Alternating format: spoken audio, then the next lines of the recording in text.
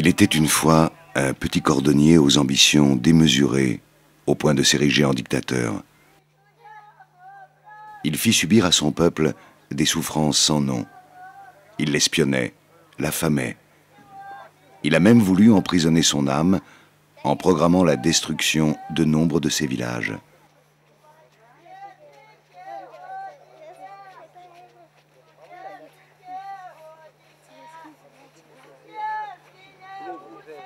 Mais le peuple roumain exsangue le stoppa dans sa folie meurtrière alors que débutaient les fêtes de Noël 1989 et exécuta le couple maudit des Ceausescu.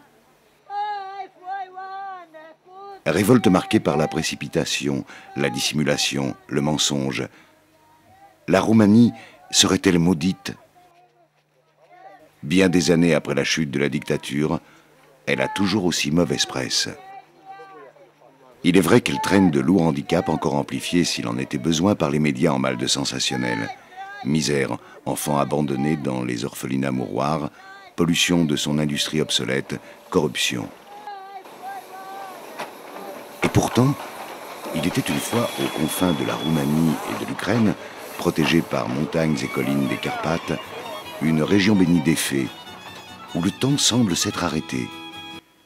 Le Maramuresh, au parfum d'amour et d'eau fraîche.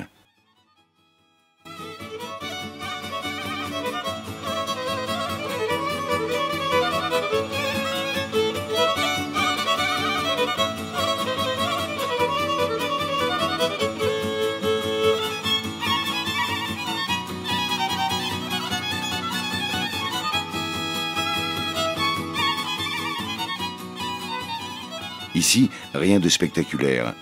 Ni misère, ni richesse pour faire la une de la presse. Et pourtant, dans ces villages réside l'âme du pays. Village où bat le cœur de la Roumanie profonde, méconnue, ignorée même de leur capitale, Bucarest, à 700 km, à l'autre bout du pays.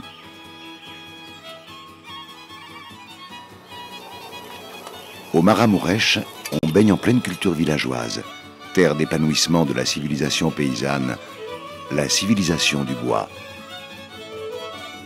Maramuresh, c'est une dépression entourée par des montagnes hautes qui, dans le Moyen-Âge et avant, ils étaient couverts avec des forêts très denses et difficiles à pénétrer. C'est une région qui a resté un peu isolée du voisinage. Aussi pour les invasions et des peuples migratoires et tout ça. Et comme ça, je crois qu'il s'explique un peu l'authenticité et la différence de Maramuresh en comparaison avec les autres régions.